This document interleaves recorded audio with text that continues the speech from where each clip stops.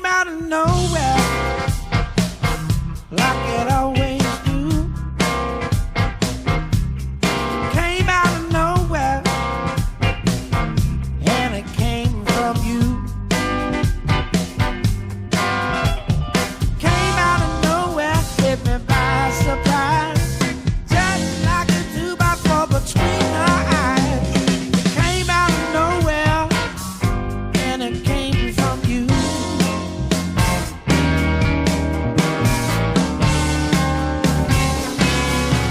Came out of nowhere, and that's the truth. It came out of nowhere, sent me through the roof.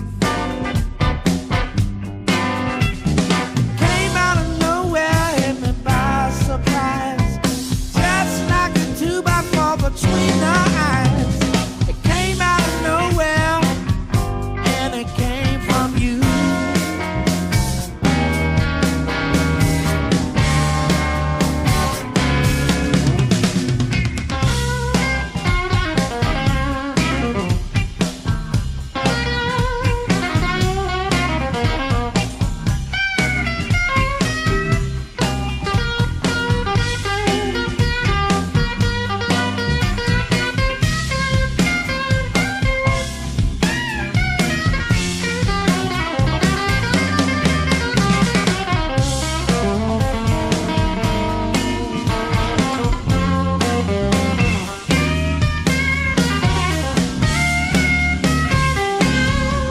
Came out of nowhere, and that's no lie. Came out of nowhere, how can I reply?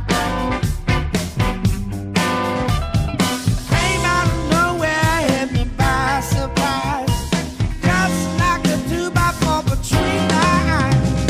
Came out of nowhere, and it came from you. Came out of nowhere, and it came from you.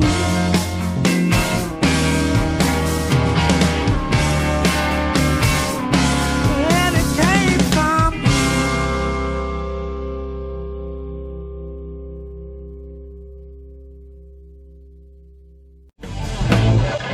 You told me to leave you alone.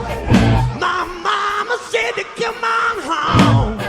My daddy said to take it easy. But your love was much too strong. I'm added to your cha-cha-cha. Cha-cha-cha. Cha-cha-cha.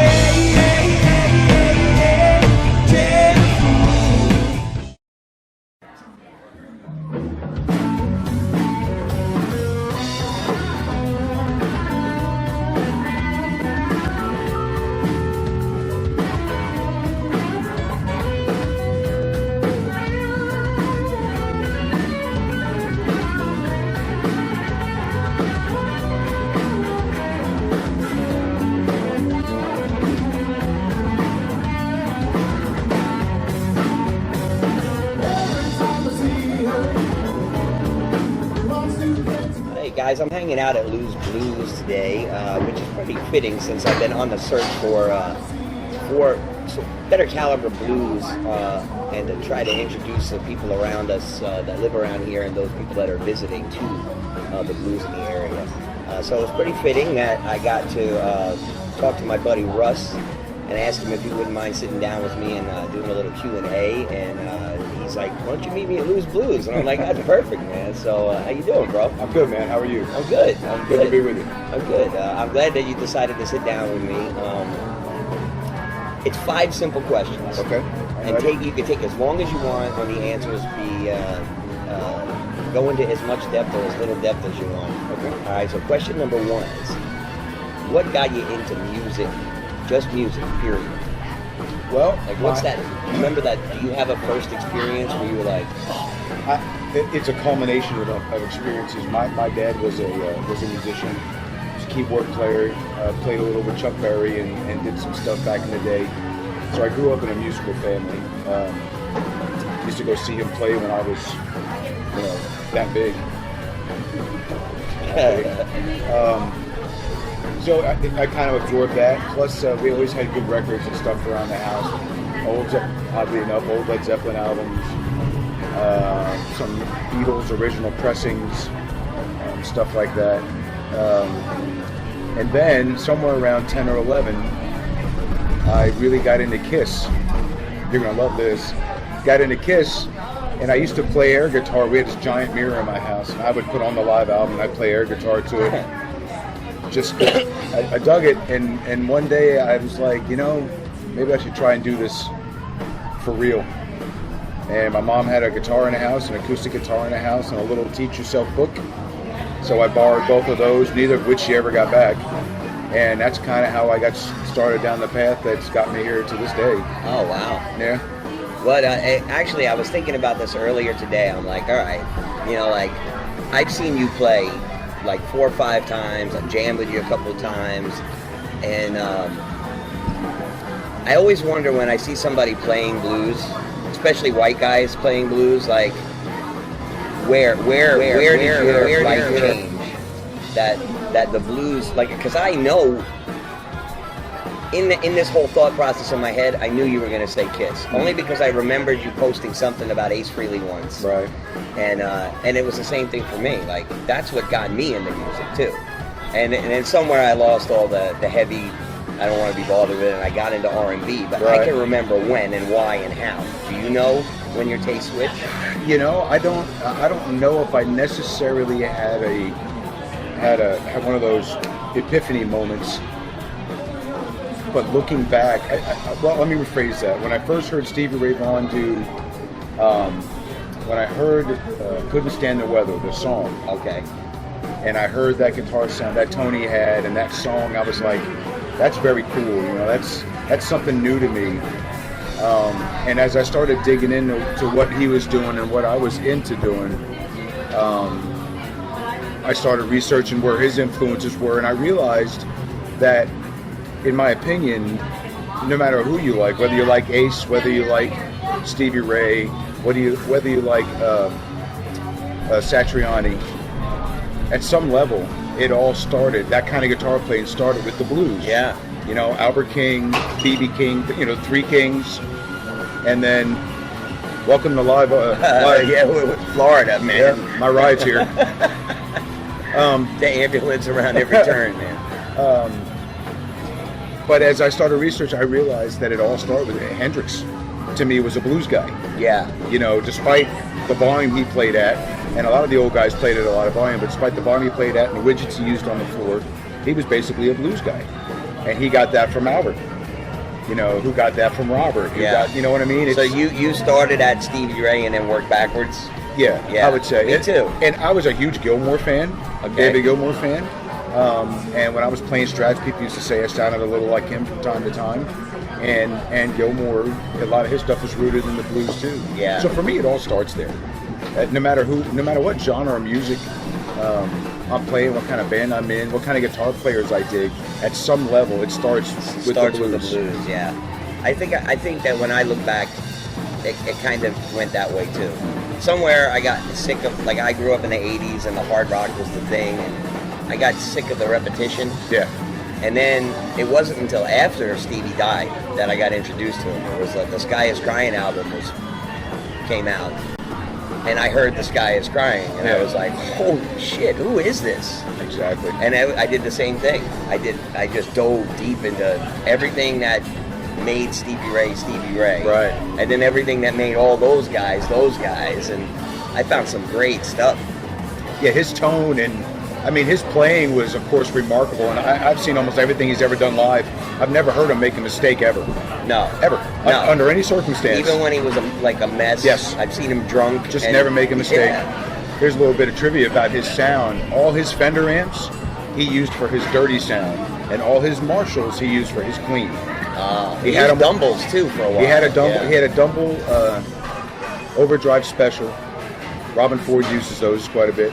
12 gauge strings, dude. At 13s. 13s? Were they 13s? They were 13s. I switched to 12s. Yeah. I went to 10s. I was on 10s, and I went to 11s and 12s, and it was too much. I did the 13s for about a year. Oh my God! And your dexterity became amazing. Yeah, though, well, right? I could crack walnuts with my bare hands, but I realized over the years, I'm back down to 10s now on the guitars I play for the most part, but I realized it wasn't giving me that much. And then I read an article from Billy Gibbons talking to B.B. King. Hey, what's up, Chase? And the local star. and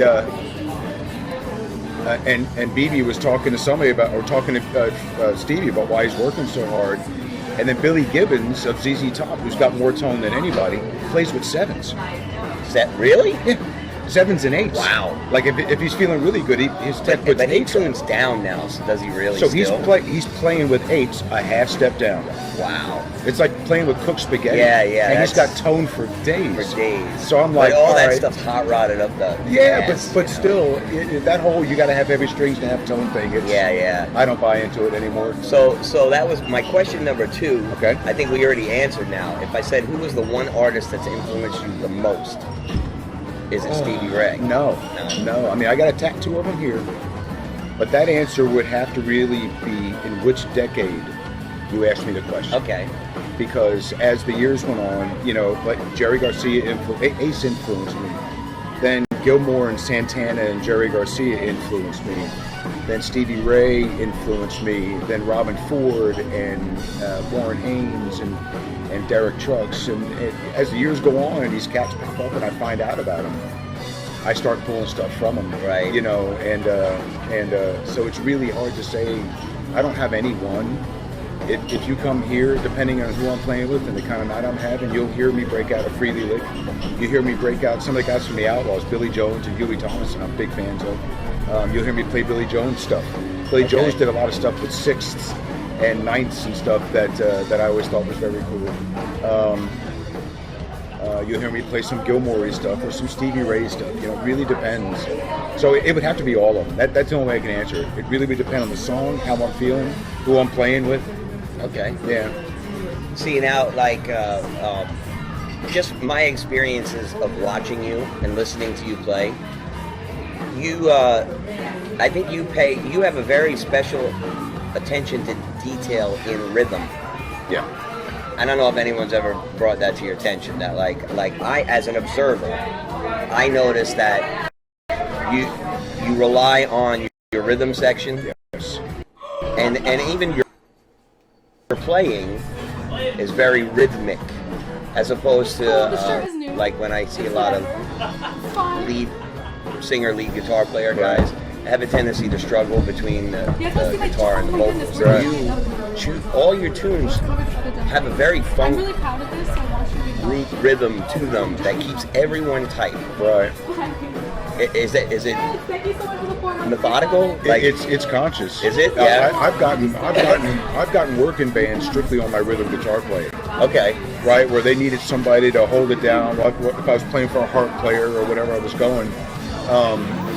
But they liked the way I play rhythm guitar. Yeah, the fact that I could play a little lead. The first night I saw you, I had heard about you for a year before I saw you, and I came to the Key West bar, and I was like, dude, your rhythm is spot on. Like that's something I noticed because that's key to me. Like I have a tendency, I play where the horns would be, right, most of the part.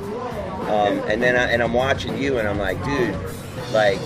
And I'm seeing the way you direct your band, and then the whole, all rhythm based. Right. Everything is about your rhythm. For me, at least in my band, there's a lot of space. You put space in your music, which is cool. Well, Miles said if you don't leave any space, there's nowhere to play. Mm-hmm. Right? That's profound. Oh, I totally agree. Me. Totally.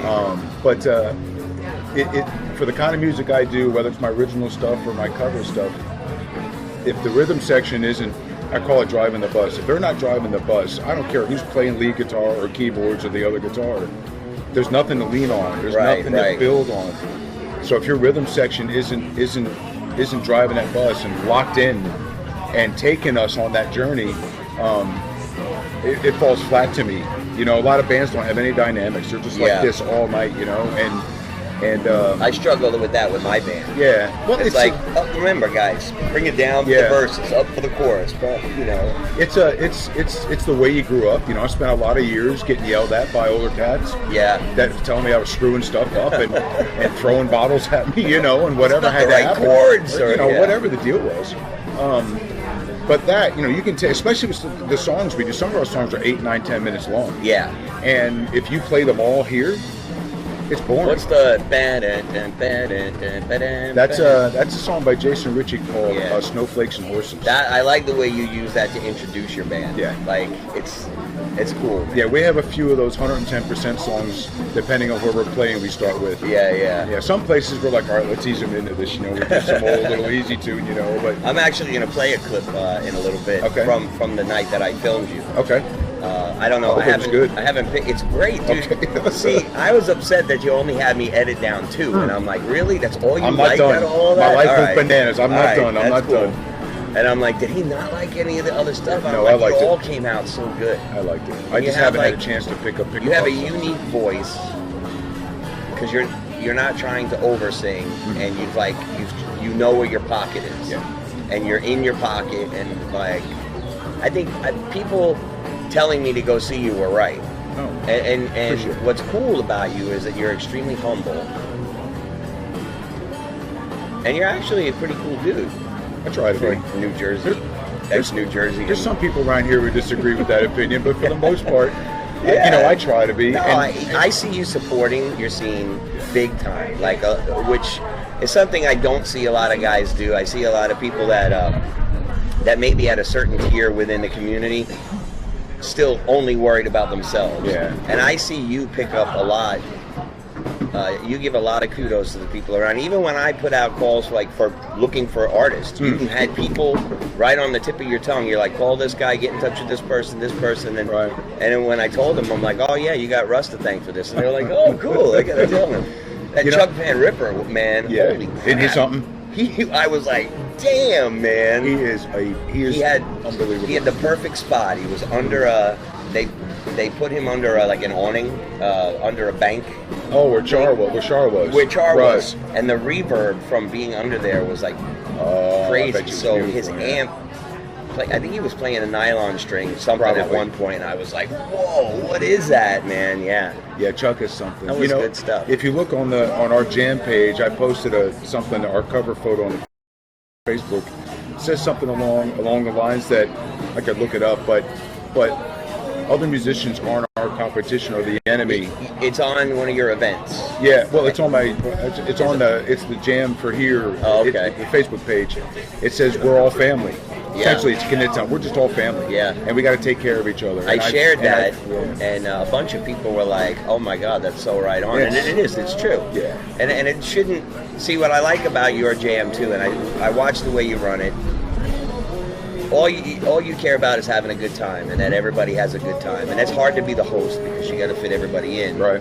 And of Host. course, in your mind, you're also thinking about skill levels because you want your night to go nice, but you also give everybody a shot, which Right. is important too.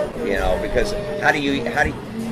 I always was taught that you play with people that are better than you, All the time. and that's the way that you progress. Yeah. Well, how do the people that are not as good as you progress if we don't ever let them play with us? Oh, Right? It's exactly right. And generally what I do is if I have somebody that I know is at a certain level, I will put them on stage with 2 or 3 other people that are at this level. First of all, so those people can help carry the song. Like if he's a complete stranger, I'll have my drummer and my bass player play because those 2 guys know how to work together. Right. So once we get off the reservation with this guy that doesn't know where the one is, and they at least can hold it together and follow along. And he can come back Right. somewhere and As catch his opposed to breath. putting Yeah. 4 strangers up there that none of them know the song, and then it's just train wreck city. It kind of happens a lot around here, though. I see that where Well, there- guys call up like, "I need a guitar player like right now," Yeah. and you're like, you never know what's going to show up that night. You know, Yeah. like how do you do that? Yeah. Well, unfortunately, at some level, we have the Brevard County set list. So, and depending on the genre of the band, and you can go play all night in one band here, and play all night across the street with another band and play the exact 30 songs. Absolutely. Oh, I know it. I know which it. is something I don't ever do. But so you can get fill-ins that way. There's a lot of incestuous stuff that goes on with bands occasionally Yeah, here. that's any market though. Yeah, It's pretty much like that. Nashville's in any that market. way. Long Island was all like became all tribute bands. right. So like hundreds and hundreds of tribute bands, and you're like, I can't handle a whole night of AC/DC, let Yeah. alone a whole night of a tribute band. That's true. Of AC/DC. That's true. Anymore these days, But all right. So this is the age-old impossible question. Okay, I like those. You're going away. You're going to be gone for 20 years. You're going to a place that only has one record player, and you can only bring 5 albums. So for 20 years, you can only listen to 5 albums. What are they from 5 to 1? Well, I'll do number 1. I'll go the other way because it's a Okay. little easier. Number 1 is Pink Floyd Animals. Really? Pink Floyd is Okay. my desert island band. No kidding. So I would not have picked that. I would not have Huge. pictured you for that. Yep. Number 2 would be Dark Side of the Moon. Number 3 would be The Wall. Damn. And then This is a whole other side of Russ Kellum that I didn't even realize Oh, yeah. existed. Yeah. I would have to say number 4 would be Kiss Alive 1. And number 5 would be the Grateful Dead Europe 72 album. Wow. That's an interesting top Yeah. 5. I can get deep, man. Where's the R&B? Because there's a lot in you. Like Yeah, I hear yeah. it in all your everything you Well, play. I'll be honest. The rhythm, going back to that rhythm guitar playing, that all comes from Bob Weir, Okay. right? Bob Weir, in my opinion, is the best rhythm guitar player I've ever heard. And he holds, especially on that album, particularly, they go off, like Truckin' is a 4-minute song on Yeah, the radio. yeah. It's the entire side of the album on Europe 72. And by the time it ends, it doesn't resemble anything that it started. And the Dead were having a particularly good night when they did that, and it was fantastic from beginning to end. But all through that album, all through that song, Bobby is changing up what he's playing rhythmically, or dropping half a note somewhere, and the band So it goes, "Oh, we changes went up. minor, Yeah, and now they're right. going this way," So I learned all that from Bobby, and in that, in some of the stuff that Bobby did, came these chops that you can translate into a Sly and the Family Stone song, Right. or into name any of the R&B songs, R&B bands from back in the day. I'm forgetting his name now, but the Freak Out, the guys that do Freak Out with Niles, but whatever the name of the band, it's leaving my head now. But you can any of that stuff. So while those Chic? yes, Chic, yeah. yes. So That's gonna drive me crazy. You Yeah. can't leave me hanging on an album like that. So while those are my albums, I took influences from all of that. Right. Casey and the Sunshine Band, Sly. Yes. My dad used to do a lot of Sly. So it's gonna drive me crazy. You Yes. can't leave me hanging on an album like that. There'd be no Kravitz without Sly. Yeah. There'd be no Prince without Sly. Oh yes, absolutely. Some of the Prince stuff. So I take pieces, from all of that. So that's where, and honestly, from a listening standpoint, those are my albums. From a playing standpoint, that'd probably be a different answer. Yeah. What band would I want to? What 5 bands would I want to cover for the rest of my life? Would probably be different answers. I Yeah. wouldn't want to do Animals for 20 years. No. I can't think of any band I would want to tribute for 20 years. But either. but I like that funk. I like that rhythm. That lyrically it can be whatever in whatever style you want. I like it. But to have that rhythm, that's moving that song along. It gets people to move. That's what I think most people miss in music, period. Yeah. Is holding the rhythm down. Because everything, actually, if the rhythm just stays solid, then the vocals can do whatever they want. Right. Yet the band sounds good as a whole, the sum of its parts. Then whether the singer's good or bad is secondary. Right. He's just there singing the words against whatever the band is doing. Yeah, yeah. But if the band is falling apart, the drummer can't find the one, and the bass player's doing whatever or can't play, and a rhythm guitar player isn't playing any rhythm, then there's no song. Oh, I know. Yeah, There's no dynamic. It's all in the line.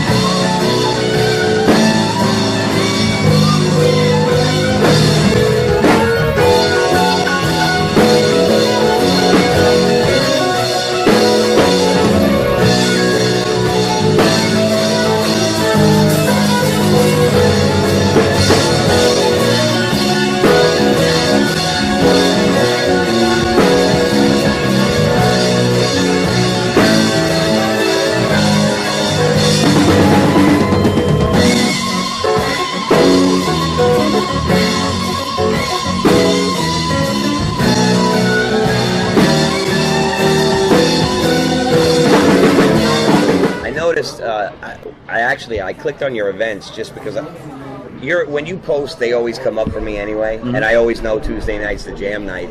I didn't realize till I looked at your events calendar how booked out you are. Yeah. Yeah, it's So- like a packed calendar, man. We're remarkably lucky, considering the material we play, Yeah. to be as busy as we are. Yeah. Yeah. So all right, so what's the goals of the RKB? What's your goals for this year? 'Cause it's only half over. It's only half over. We're pretty much booked till December, and it's April now. The goal is to get some more venues. We got down south. We played that Tipsy Tiki down in Fort Pierce. Yeah, how'd that go? Went great. Yeah? Yeah, she Good. loved us. Good. She texted the guy that booked us and said, I'm booking the rest of the year, so Sweet. I'm waiting to hear about that. But that went really Who well. booked you, Danny or Justin? Justin. Justin, okay. We play in St. Cloud. We're booked there until December. So to get out of town more, play some more venues, some more festivals. You see different faces. See different faces. And plus, and you know this, you were on the road like I was. Just because you're out of town, you're already a better band, whether you are or not. Yeah. These guys are from Florida and you're playing somewhere in Georgia. Well, they got to be good. They're all the way up here. Yeah. And they may not be. But Well, because you're from out of town, you're already Not only better. that, the band actually is already better because you tighten up. Yeah. Like in everyone's yeah. mind, you're like, I'm not at home. Mhm. I can't do what I normally do when I'm at home. And when you're doing the songs 4 or 5 nights a week for 2-3 months at a stretch, you can't help but get better. Oh yeah, and then you get home and people actually miss you. Yeah. So right. you like double the crowd that first night. And, Exactly. Yeah. Exactly. And you're 100 times better than when you left, and all that. So that's the goal. Plus, I've been writing. I'm going to get back in the studio. Dude, your songs are End good. of the year. Thank you, man. Thank Did you. you record them here in Florida? At the Zone. Okay. Mark Brazel and Tom Gaynor's place over in Melbourne. Sounds good. Yeah, they're fan. Mark is really easy to work with. He's very. Do you know Mark Brazel? No. I'll have to introduce you sometime. He's very low key, so you cut a track, whether it's your vocal or your guitar, whatever it is, and he won't say, let's do that again, or and in your head you Right. screwed it up, right? Mark will just get on the talk back and go, so how you feel about that? You know what I mean? He won't.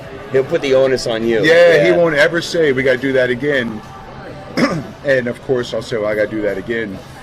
But if you do something that really smokes, he'll come back and say, I like that. Yeah, you yeah. know? So, but he's real out of the way from a producer standpoint. He lets you produce your stuff if you want to. Right. And the drum sound in that room is unlike any. They're just naturally good sound. Like Yeah. Abbey Road, for some reason, was just good sounding drum room, and this place is the same way. Really? It's you just put the mics there, and the drums sound Wood bombers. walls? It's wood walls, and he's got some sound, but it's small, man. I mean, it's the whole studio is half the size of this deck, and with a tiny little vocal booth. This little torture chamber of a vocal booth. Right. And but for some reason, he's a drummer, and I guess that's got something to do with it. But the drums always sound good. But I appreciate. I'm glad you liked the song. Yeah, I It did. was- I it liked was- them a lot. Yeah, I enjoyed. I was a doing little it. disappointed I couldn't download them for free. Oh, I can get them to you. I didn't know you I'm couldn't. kidding. Yeah, you're Reverb Nation. You can't download them. It just lets you share them. But I was like, because I want to put them in some of this. I'm gonna, Yeah. put some music in the background. I've But I actually have all got your the- live stuff too. I've got the files. I'll just email you the files, the masters. What other sites you have? We have Facebook, Reverb. We have got YouTube, RussKellum.com. RussKellum.com. That's pretty much it, I think. That's enough. Yeah, I got It plenty. gets crazy. And I'm a promotion whore. Me too. Some people don't promote at all, and I'm putting my stuff everywhere. People say all the time, they're like, why do you do that? And I'm like, you know why I do that? I'm like, because while you're paying to sponsor ads, mine are generating organic likes and follows and listens, and I'm like, you got to do it. First of all, you're supposed, there is a way to market yourself, and people see it, dude. And that goes along with what you were saying about us being busy. If I just sat there and didn't promote it, didn't put out any videos of us playing ever, Right. didn't do anything, didn't go sit in with somebody from time to time, we wouldn't have the work we do. A lot of the work we have is based on reputation. Yeah. Dude, I got Will's going to come up from Soul Jam Yep. on a Tuesday. I can't wait. That's Pat- gonna be, like, Pat's supposed to come with him, too. Patrick too, yeah. Yeah, the three of us want to get together and make some racket and see what comes of Yeah, that. hell So, yeah. That'll be That'd be nice. fun, I'm yeah. going to film that one. Yeah, that'd be cool. I'm going to film that one. So, all right, dude. I got to get the band practice myself, but thanks for sitting down with me. Thanks for doing it. It was my Check pleasure. out man. the Russ Kellum Band on Facebook, RussKellum.com or Yep. RussKellumBand.com. RussKellum.com. RussKellum.com. And you can find him on Reverb Nation, where you can download his whole album, or you can purchase it. CD Baby too, right?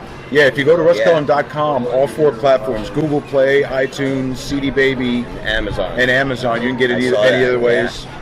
Yep. I dig your shit, dude. Thank you, brother. I do. Appreciate it, man. You got Thank you it. so much. Later. See you.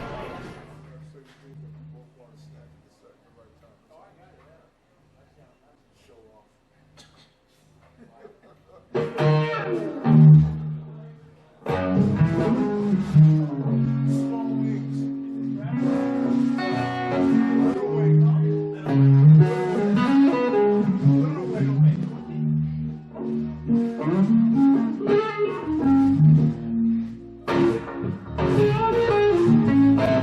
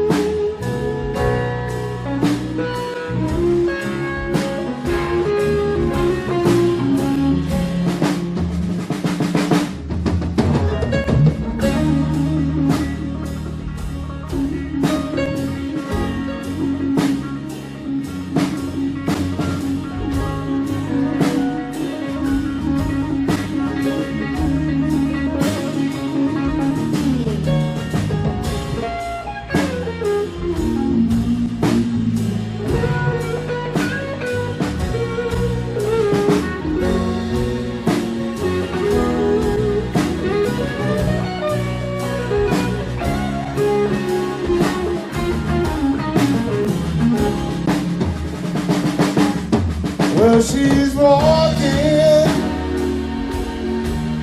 through the crowd with a circus smile that's running wild. Butterflies and zebras and moonbeam fairy tales, it's all she ever thinks about. Riding with the wind.